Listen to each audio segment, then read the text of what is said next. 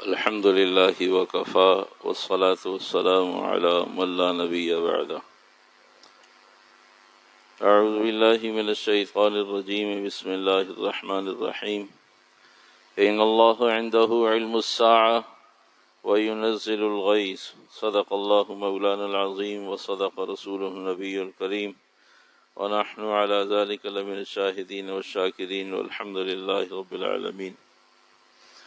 آیت مبارکہ 21واں سپارہ سورہ لقمان. ان اللہ عندہ علم الساعہ وینزل الغیث. اللہ سبحانہ وتعالی قیامت کے وقت کو خوب جانتا ہے. وینزل الغیث، اور وہی اللہ بارش برساتا ہے جب چاہتا ہے، جہاں چاہتا ہے، جتنی چاہتا ہے. نافع بنانا چاہے نفع بخش بنا دیتا ہے، مضر بنانا چاہے مضرت والی، زحمت والی، تکلیف والی بارش بنا دیتا ہے. یہ اللہ کے نظام کا حصہ ہے کہ اللہ سبحانہ وتعالی نے زمین کے تمام تر انتظامات بھی اپنے دست قدرت میں رکھے ہیں، آسمان کے تمام تر انتظامات بھی اپنی قدرت میں رکھے ہیں. اس لیے جب اس کی قدرت میں ہے تو جب چاہتا ہے، جیسے چاہتا ہے، جس کے لیے چاہتا ہے، نفع بخش یا مضر بنا دیا کرتا ہے. ماقبل میں حالات، ماقبل میں ذکر، ماقبل کا مضمون ان بارشوں سے متعلق موجودہ ملکی سیلابی حالات سے متعلق چل رہے ہیں کہ اللہ سبحانہ وتعالی نے خطے میں، خشکی کے حصے میں، جس کے لیے چاہے خشکی میں رحمت یا زحمت بنا دے، جس کے لیے چاہے پانی میں رحمت اور زحمت بنا دے. تو ان حالات کے پیش نظر ملک کا بہت بڑا حصہ، ملک کے رہنے والے بہت بڑی تعداد میں باسی تکلیف کی، مشقت کی، اذیت کی زندگی گزار رہے ہیں. اور یہ بات بھی ہمارے علم میں رہنی چاہیے کہ یہ تکالیف کم نہیں ہو رہی، زیادہ ہو رہی ہیں. پہلے صرف بارش تھی، پھر دوسرے دن بارش میں مکان گر گیا، تیسرے دن بھوک بھی شامل ہو گئی، چوتھے دن کپڑے بھی نہیں تھے، پانچویں دن گھر کے سارے افراد بھی نظر نہیں آ رہے، چھٹے دن نہیں معلوم کون کہاں ہیں، ساتویں دن پھر آدمی چینا جھپٹی پر آ گیا، آٹھویں دن اب بے سر و سامان پڑے ہیں. تو روزانہ کی بنیاد پر یہ مسائل بڑھ رہے ہیں. اور ہمارا امتحان یہ ہے کہ ہمیں اعلیٰ درجے میں جا کر محنت کوشش کرنی چاہیے، یا متوسط درجے میں، یا آخری درجے میں، اور یا آخری درجے سے بھی کم کہ ہم سننے کو بھی بوجھ محسوس کر رہے ہیں کہ یہ مضمون بارشیں، یہ مضمون سیلاب، یہ کب تک چلے گا؟ میرے محترم، یہ ان مسلمانوں پر سالوں چلے گا. جو مسلمان مبتلا ہیں ان کے یہ مسائل سالوں چلیں گے. ضمناً ایک بات عرض کرتا ہوں تاکہ ویژن کلیئر ہو جائے، سمجھنا آسان ہو، سننے کی طاقت پیدا ہو جائے، کچھ کرنے کا جذبہ پیدا ہو جائے. 2005 اور 2006 میں ملک پاکستان میں کچھ حصے میں زلزلہ آیا تھا، تو 2015 تک اس کے مسائل چل رہے تھے. اب یہ مسئلہ ہے، اب یہ مسئلہ ہے، اب گھر بننا ہے، اب مسجد بننی ہے، اب علاقے کی یہ ضرورت ہے، اب یہ مسئلہ ہے. وہ بچہ بیمار تھا، اس بچے کی ہڈی ٹوٹ گئی تھی، اب وہ بچہ ہسپتال میں ہے، اب اس کی تکلیف، آپریشن، پھر سے دوبارہ. تو 2014 اور 15 تک 5 کے زلزلے کے قصے چلتے رہے، اور زلزلہ تھوڑے حصے میں تھا اور پانی زیادہ حصے میں. زلزلے سے متاثر مخصوص لوگ تھے، سیلاب سے متاثر پورا ملک متاثر ہے. تو اس لیے صرف آخری درجے کی بات یہ، میں اور آپ کچھ کریں یا نہ کریں، لیکن کم از کم اس سننے کو سعادت سمجھیں کہ اللہ میں یہ کر سکتا تھا، میں سنتا رہا اور دعائیں کرتا رہا. لیکن اگر آدمی اس کا بھی متحمل نہیں تو پھر ابھی اقسام ابھی ذکر کرتے ہیں کہ کتنے قسموں کے لوگ ہیں، میں اور آپ ان میں سے کس قسم کے لوگ ہیں. اصل میں نے اور آپ نے دین کو صرف جنت اور حور، عیاشی، غلام، خدام، ایک سبحان اللہ پر 100 سال تک گھوڑا دوڑتا رہے، اتنی بڑی جنت اور لاکھوں اور کروڑوں اس طرح کے درخت، بس مجھے اور آپ کو ان چیزوں میں خوب مزہ آتا ہے. اس سے زیادہ ہم سننا نہیں چاہتے. اس سے زیادہ کہ بھائی مجھے کیا کرنا چاہیے، میری زندگی اس وقت کیسی ہونی چاہیے، میری ایفرٹس کیا ہونی چاہیے، مجھے ان حالات میں مسلمانوں کی تکلیف کو سن کر کتنا تجارت کو، زراعت کو، ملازمت کو، شعبہ زندگی کو، اپنے گھر کو، بچوں کو، اولاد کو وقت دینا چاہیے. شرعی طور سے میں کس درجے کا مسلمان ہوں، یہ نہ سننا اور نہ سنانا، یہ دونوں مفقود ہیں میرے معاشرے سے. نہ کوئی سنانا چاہتا ہے اور نہ مجمع سننا چاہتا ہے. وہی ہمیں ہماری زندگیوں میں مگن رہنے دیا جائے، ہمیں کمانے کے مواقع فراہم کیے جائیں، ہمیں ہماری کمائیوں کے راستوں اور ضابطوں اور اصول ہٹایا نہ جائے. تو یہ اجتماعی مسئلہ ہے، یہ ملکی مسئلہ نہیں، یہ مسلمانوں کا مسئلہ ہے. تو اس واسطے میرے محترم دو چیزیں ماں قبل کے مضمون سے متعلق عرض کرتا ہوں، پھر مضمون کی طرف آتا ہوں. ماں قبل میں دو چیزیں عرض کی گئی تھیں. پہلی بات حدیث مبارکہ طبرانی کی روایت، آپ علیہ الصلوۃ والسلام نے حضرت بلال رضی اللہ تعالی عنہ کو اتنی سی کھجوریں جمع شدہ رکھتے ہوئے سنبھالتے ہوئے دیکھا تو آپ علیہ الصلوۃ والسلام نے ارشاد فرمایا، رب کی آسمان والے کی عطا سے پریشان نہ ہو، اس کے کم ہونے کا خوف نہ کر، وہ خوب دینے والا ہے، یہ جمع نہ کر. یہ اللہ اور رسول کو جمع شدہ اور جمع کرنا یہ پسند نہیں ہے. اور وہ کھجوریں کتنی تھی منو، وہ اتنی سی کھجوریں، بھائی یہ کہ اتنی کھجوریں، تھوڑی سی اوپر تک ڈھیر بن گیا تھا. اور میں ایسا نہ کر. عبداللہ بن مسعود کی بھی روایت موجود ہے، اللہ کے نبی علیہ السلام نے پسند نہیں فرمایا. خوف نہ کر، پریشان نہ ہو، نا امید نہ ہو، وہ رب وقت پر بہت دینے والا ہے، وقت سے پہلے جمع نہ کر، اس لیے کہ جمع اس کے پاس ہے، تیرے لیے جمع ہے، تو بھی جمع میں لگا ہوا ہے، اس نے بھی جمع کیا ہوا ہے. دو خدا پسند نہیں ہے. تم کرو استعمال وہ جمع شدہ، وہ جمع کرتا ہے اس کے کام کا نہیں، اور تم جمع کرتے ہو تمہارے کام کا ہے. تمہارے لیے تو اس نے جمع کیا آسمانوں میں، ابھی بھی جمع رکھا ہے، جنت میں بھی جمع کر کے دے دے گا. جمع اس کا کام ہے، خزانے دفین اس کے کام ہے، سونا اور چاندی کے ڈھیر اس کے کام ہے. وہ اللہ جس کو چاہتا ہے اس ڈھیر میں سے تھوڑا سا دے دیتا ہے. آپ علیہ السلام سے بھی کہا تھا چاہیے، کہا نہیں چاہیے. اللہ وقت پر چاہیے، ایک ٹائم کھانا چاہیے، ایک ٹائم بھوک چاہیے، تاکہ بھوک اور کھانا دونوں کو توازن کے ساتھ چل سکو. تو اللہ کے نبی علیہ الصلوۃ والسلام نے بلال سے فرمایا جمع نہ کر، جمع نہ کر. اور وہ جمع کیا تھا، اس جمع کو منع کیا. ہمارے جمع پر تو شاید فتوے لگ جاتے، ہمارے جمع پر تو حلال حرام کا مسئلہ آ جاتا، جائز ناجائز کا مسئلہ آ جاتا. اتنی سی کھجوروں کو جمع کہا، اتنی سی کھجوروں کے جمع کرنے کو منع فرمایا، اتنی سی کھجوروں کے جمع کو حوصلہ نہیں کیا، حوصلہ افزائی نہیں کی. ایک بات پچھلے مضمون سے متعلق. دوسری بات، امت مسلم جب بھی کوئی حادثہ رونما ہوتا ہے، پریشانی آتی ہے، تو ساری کی ساری قوم 3 حصوں میں تقسیم ہو جاتی ہے. ساری کی ساری قوم، کچھ لوگ پھر بھی آخر وقت تک حس کا نام، احساس کا نام قریب نہیں آنے دیتے. ان کی اپنی پریکٹیکل لائف، ان کی اپنی ذاتی زندگی، پرسنل لائف میں ذرہ برابر بھی کوئی کمی واقع نہیں ہوتی. زمین آسمان ٹوٹے پھوٹے، عذاب آئے، سیلاب آئے، مصیبت آئے، پریشانی آئے، اموات واقع ہو جائیں، قتل و غارت ہو جائے، ہنگامہ ہو جائے، ان کی اپنی ایک ذاتی زندگی ہے. اس حصے کو، قوم کے اس حصے کو بے حس کہتے ہیں. قوم کے اس حصے کو بے حس کہتے ہیں. عدم حس، عدم احساس، احساس نام کی چیز ہے جو ہوا کرے، جب آئے گی ہمارے سر پر جب دیکھیں گے، وہ اس کے انتظار میں تھا. یہ عدم احساس کہلاتا ہے. یہ کیلیبر اور یہ طبقہ اور یہ کلاس عدم احساس، احساس نہیں.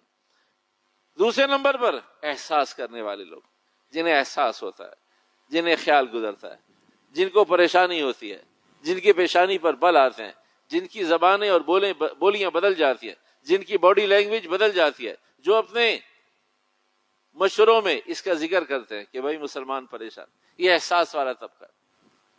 عدم احساس، دوسرے نمبر پر احساس، تیسرے نمبر پر ایثار. ایثار قربانی دینا، ہمت کرنا، اپنی طاقت سے زیادہ کرنا، اپنا پیٹ کاٹ کے کرنا، اپنی ضروریات کو پیچھے کرنا، خواہشات نہیں، ضروریات کو پیچھے کرنا، اپنی اولاد کی ضروریات کو مؤخر کرنا، مسلمانوں کی عمومی ضروریات کو مقدم کرنا، اسے ایثار کہتے ہیں. تو بھائی الحمدللہ ثم الحمدللہ، محتاط اندازے کے مطابق 96% اس وقت پاکستان میں لوگ احساس کے ساتھ زندگی گزار رہے ہیں. 3 اور 4% لوگ ہیں جن کی ابھی بھی زندگی میں کوئی فرق نہیں آیا، ان کے کان پر کوئی جون نہیں رینگتی، وہ 3% لوگ ہیں. ورنہ 96 اور 97% لوگ اب الحمدللہ ثم الحمدللہ پاکستان بھر میں احساس کے ساتھ زندگی گزار رہے ہیں. تکلیف میں ہیں کہ بھئی ہمارے مسلمان بھائی پریشان ہیں. اس تکلیف کا احساس کم ہو یا زیادہ ہو، طاقت اور قوت کا خرچ کم ہو یا زیادہ ہو، احساس کم ہو یا زیادہ ہو، لیکن الحمدللہ ہے ایک بہت بڑی تعداد ملک بھر میں ایسے مسلمانوں کی ہے کہ جو احساس کرتے ہیں، احساس کر رہے ہیں، مستقل کر رہے ہیں. لیکن یہ احساس کافی نہیں ہے، اس احساس کو ایک درجہ اوپر ایثار تک لے جانے کی ضرورت ہے.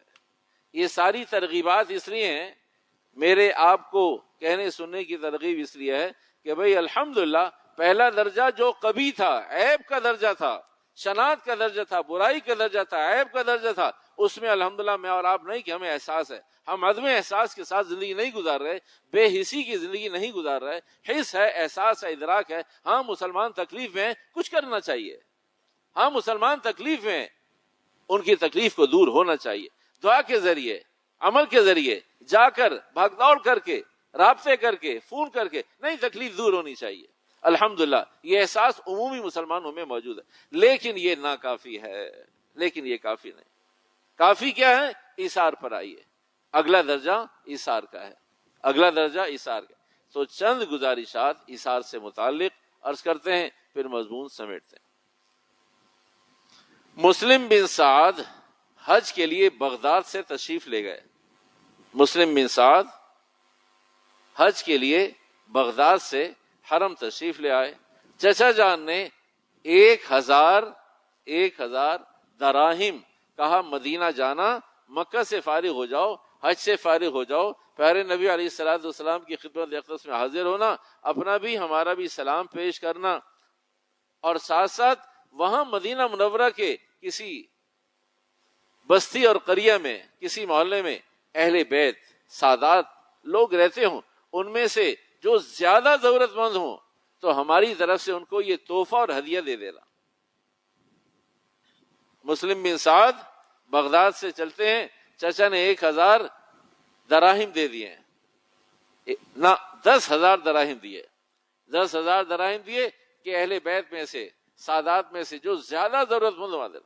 حج سے فارغ ہو گئے، مدینہ منورہ پہنچ گئے، لوگوں سے پوچھا، تلاش کیا کوئی مستقل محلہ ہے. کہیں محلہ تو نہیں، چیدہ چیدہ گھر ہیں، کچھ لوگ کہیں کچھ لوگ کہیں رہتے ہیں. کہا اہل بیت اور سادات میں سے کون لوگ کہاں رہتے ہیں، کہاں، اشارہ کر دیا، بتا دیا. وہاں پہنچ گئے، معلومات لی، دروازہ کھٹکھٹایا، کون ہو، کیا کام ہے، کون کس کام سے آئے ہو، کس نے بھیجا ہے، کس سے ملنا ہے، جو عام طور سے سوالات ہوتے ہیں.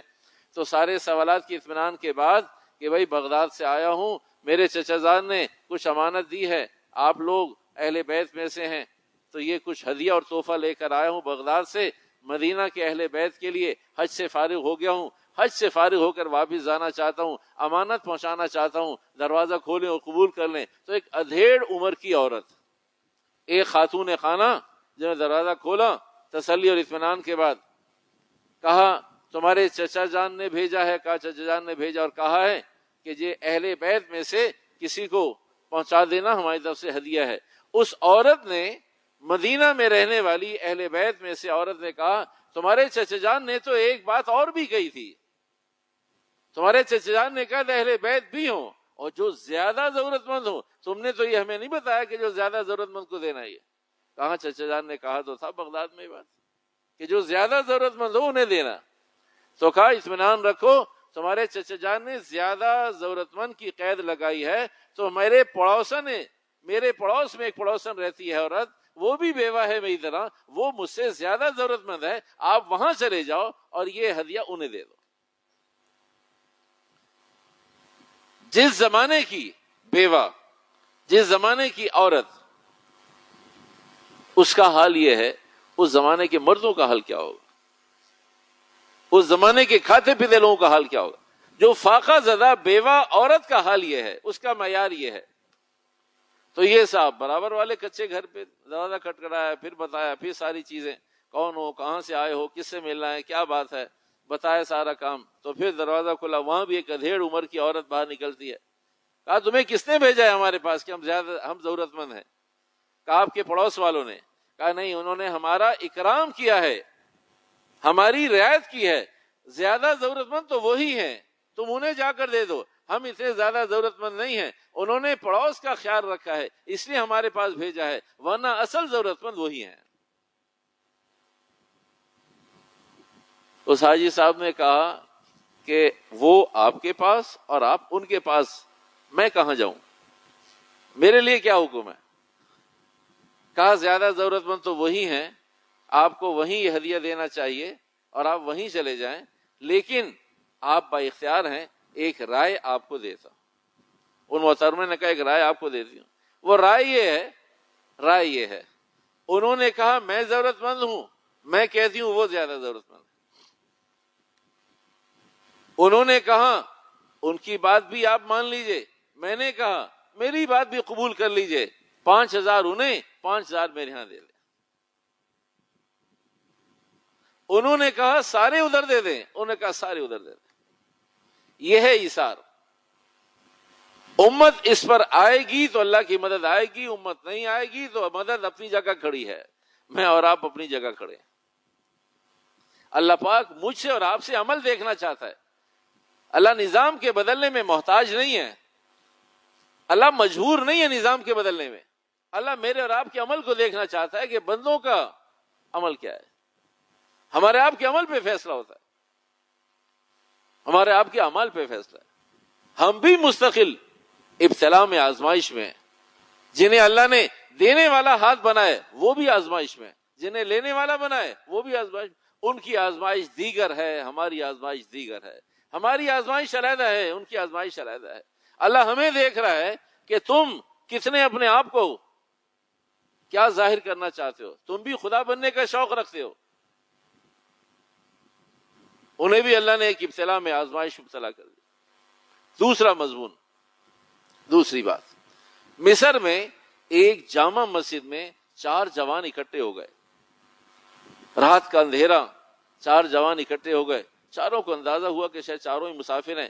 کہا بھئی کون ہو؟ کہا جی مسافر ہوں. تم کون ہو؟ کہا میں بھی, چاروں مسافر. کیا نام ہے؟ محمد. کہا تمہارا نام؟ محمد. کہا اور آپ کا نام؟ کہا میرا نام محمد. کہا اس کا نام؟ چاروں کا نام محمد. کہا سفر کس غرض سے؟ کہا صبح حصول علم کے لیے آیا ہوں, صبح اپنے استاد اور شیخ اور ادارے کو تلاش کروں گا, ابھی رات ہو گئی تو اس لیے یہاں ٹھہر گیا ہوں, صبح چلا جاؤں گا. تو چاروں نے کہا میری بھی یہی غرض ہے, میری بھی یہی غرض ہے, میری بھی یہی غرض ہے. چاروں کا نام محمد. شبہ ہوا کہ ایسا تو نہیں کہ نام کچھ اور ہو. کہا والد کا نام کیا؟ کہا والد کا نام نصر. کہا والد کا نام اسحاق. جب والد کا نام پوچھا تو اندازہ ہوگا کہ چاروں کے والد علیحدہ ہے, نام محمد ہے. دن میں اتفاق ہو گیا کہ بھئی ہم چاروں محمد نامی چاروں طالب علم حصول علم کے لیے مصر آئے ہیں. جامع مسجد میں رات کو قیام کیا. اگلے دن کوشش کر کے ایک کوئی کمرہ, کوئی حجرہ, کوئی مکان لے لیا جو زیادہ راہ موجود تھی. مہینہ 1.5 مہینہ اپنے استادوں کے پاس علم حاصل کرتے رہے, شام کو آ کر اپنا ہوم ورک کرتے رہے. 1 مہینے کے بعد ایک طالب علم نے کہا کہ بھئی ایک مشورہ اور ایک مسئلہ ہے. وہ مسئلہ یہ کہ جو ہم زیادہ راہ لائے تھے, جو دراہم و دینار لائے تھے, اب وہ مہینہ بھر میں خرچ ہو گئے ہیں, اب پیسے ختم ہونے کو ہیں, کیا کرنا ہے؟ علم چھوڑ کر واپس جانا ہے گھروں کو یا کچھ مشورہ کرنا ہے, کیا کرنا چاہیے؟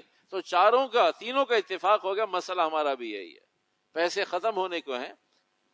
تو کہا بھائی یہ طے ہے کہ علم چھوڑ دیں گے لیکن مانگیں گے نہیں، کسی سے سوال نہیں کریں گے، اپنے اللہ سے سوال کریں گے، اللہ انتظام کر دے، اللہ کی مہربانی، لیکن بھوک جہاں تک ہو سکے گی برداشت کریں گے، ان کپڑوں میں جہاں تک ہو سکے گا گزارا کریں گے، لیکن مانگیں گے نہیں، لوگوں سے اظہار نہیں کریں گے، خالق سے کہیں گے. کہا بھئی اس مسئلے کا کوئی مضبوط حل نکالا جائے تاکہ علم کا سلسلہ بھی منقطع نہ ہو.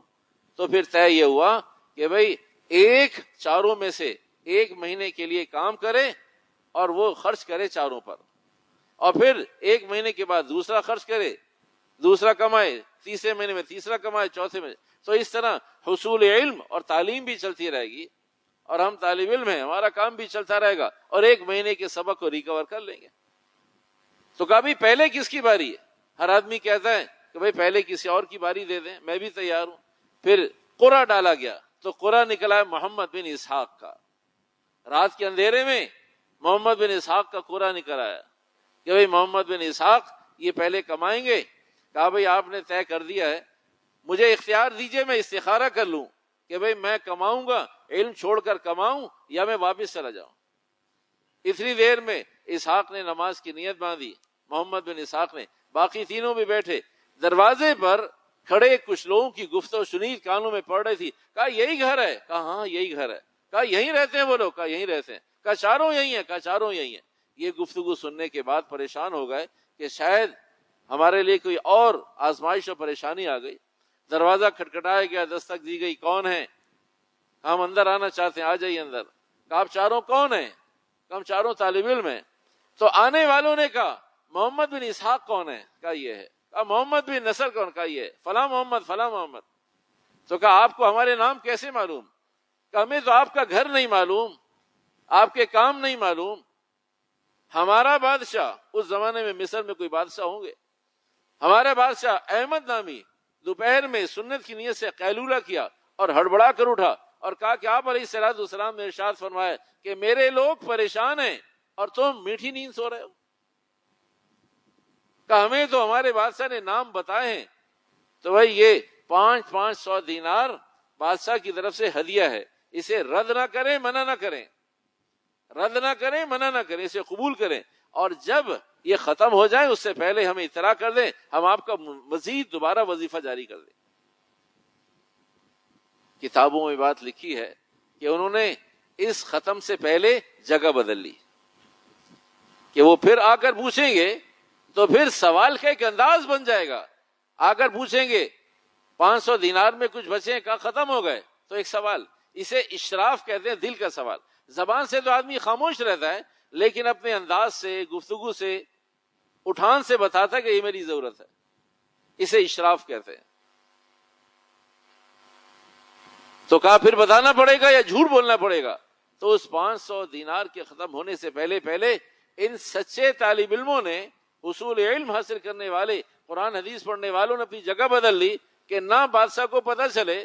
لوگوں نے کہا کہ آپ کہیں چلے جائیں شہر میں، بادشاہ آپ کو ڈھونڈوا لے گا. اب جتنا علم حاصل کر لیا ہے اس بنیاد پر اپنے اپنے شہروں میں چلے جائیں، وہاں جا کے علم کی تکمیل کریں. یہاں رہیں گے تو یا منگتے بن جائیں گے، یا منگتے بن جائیں گے، اور یا آپ کو اپنی جگہ بدلنی پڑے گی. تو آپ آج جگہ بدل لیں. تو میرے محترم، جب دینے والوں میں ایثار ہوا کرتا ہے تو پھر لینے والوں کے اندر یہ تقوی اللہ اپنی قدرت سے پیدا کر دیتا ہے. تو دینے والے بھی امتحان میں ہیں. دینے والے کس نیت سے دے رہے، دینے والوں کا مزاج کیا ہے، دینے والے کیا چاہتے ہیں، دینے والوں کا انتظام اور دینے والوں کا اہتمام کیا ہے. اس واسطے میرے محترم یہ وہ سارا مضمون ہے. اس موقع پر کیونکہ ہر آدمی اپنی ذات سے کچھ نہ کچھ کوشش کر رہا ہے، ہر آدمی اپنی ذات سے کچھ نہ کچھ کوشش کر رہا ہے، بھاگ دوڑ کر رہا ہے. اس ضمن میں جہاں اور بہت ساری احتیاطیں ہیں وہاں اسے بھی خوب سمجھنے کی ضرورت ہے میرے محترم کہ یہ ہم ایک ایسی قوم ہے جنہیں کوئی نیا کام چاہیے.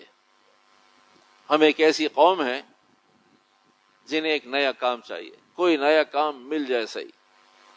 تو اس واسطے بھائی تمام احباب سے ہم اپنے اپنے حلقہ احباب میں بات چلائیں. ہماری زکات، یہ عمومی طور سے جتنا بھی خرچ ہو رہا ہے وافر مقدار عمومی حصہ اس میں زکاتوں کا ہے، اور زکات کے مستقل مسائل ہیں جنہیں ہم حوالے کر رہے ہیں. اگر انہیں ہماری زکات کے استعمال کے مسائل نہیں معلوم تو ہماری زکات ادا نہیں ہوگی. آپ اس رخ پہ نہ سوچیں، صحیح پر آئیں، منفی نہ سوچیں. ایک تو ہم زکاتوں سے مدد کر رہے ہیں اور دوسری طرف ہماری زکات ادا نہ ہو، تو صحیح پر آئیے کہ اس کا اہتمام کیجئے کہ ان خرچوں میں کون کون سے خرچے زکات کی مد میں ہو سکتے ہیں. یہ خرچ کرنے والوں کے اگر علم میں نہیں ہوگا تو یہ میری اور آپ کی نادانی اور غفلت کی وجہ سے ہم زکات ادا کر کے پھر بھی کسی پریشانی میں آ جائیں گے. تو جہاں جہاں ہم حوالے کریں، جہاں جہاں وکیل بنائیں، جہاں جہاں ہم ذمہ دار بنائیں، انہیں یہ مسائل معلوم ہونے چاہیے کہ اس پورے سفر میں کہاں کہاں کس کس مضمون میں زکات کی رقم خرچ ہو سکتی ہے. ورنہ آدمی پیسوں کے بارے میں آزاد ہوتا ہے، اب جو مرضی کرو، 4 پیسے ہاتھ میں آ گئے ہیں، جہاں مرضی خرچ کرو، جس پر مرضی خرچ کرو. عمومی فضا کیا ہے وہ فضا بتا رہا ہوں. جو لوگ ڈرائیورز پہنچا رہے ہیں وہ کہتے ہیں بھئی اتنا سامان آپ پہنچا رہے ہیں، 2-4 پیس، 2-4 سوٹ، 2-4 راشن، 2-4 چیزیں، 2-4 ڈبے مجھے بھی دے دیں، میں بھی غریب آدمی ہوں، اس لیے کہ آپ نے تو دینا ہی ہے. میرے محترم، صرف دینا مسئلہ نہیں ہے، صرف دینا مسئلہ نہیں ہے. استحقاق کے ساتھ دینا یہ دینے والوں کی ذمہ داری ہے. کون کون سے خرچے اس زکات کی مد میں ہو سکتے ہیں، کس کس پر خرچ کیا جا سکتا ہے، کہاں کہاں خرچ ہو سکتا ہے، کیسے کیسے خرچ ہوگا. اگر یہ نہیں معلوم ہمارے خرچ کرنے والوں کو تو یہ ایک علیحدہ آزمائش اور اللہ کی پکڑ کا راستہ کھل گیا. پہلے تھوڑی اللہ کی پکڑ اور آزمائشیں چہ جائے کہ ہم نے دینے والوں نے بھی غفلت کے ساتھ کہا جی پہنچاؤ. جب تک فالو اپ نہیں کریں گے، جب تک ہاں بھائی کیا خیر خبر ہے، کیا پہنچ گیا، کتنا پہنچ گیا، کہاں پہنچ گیا، اب کیا صورتحال ہے، دینے والوں کے لیے یہ ذمہ داری کا حصہ ہے، ان کے ایمان کا حصہ ہے. دینے والے دے کر بڑی ذمہ نہیں ہو سکتے. شرعی مسائل اپنی جگہ اپنا ایک وزن رکھتے ہیں، فقہ، شریعت، احکامات اسلام اپنی جگہ ایک وزن رکھتا ہے. صرف دینا یہ کوئی کام نہیں ہے، دینا یہ کوئی کمال نہیں ہے. کمال یہ ہے کہ اس کا صحیح استعمال اور صحیح جگہ تک پہنچ جائے. اس واسطے میرے محترم، مسائل، چیزیں، پریشانیاں بے شمار.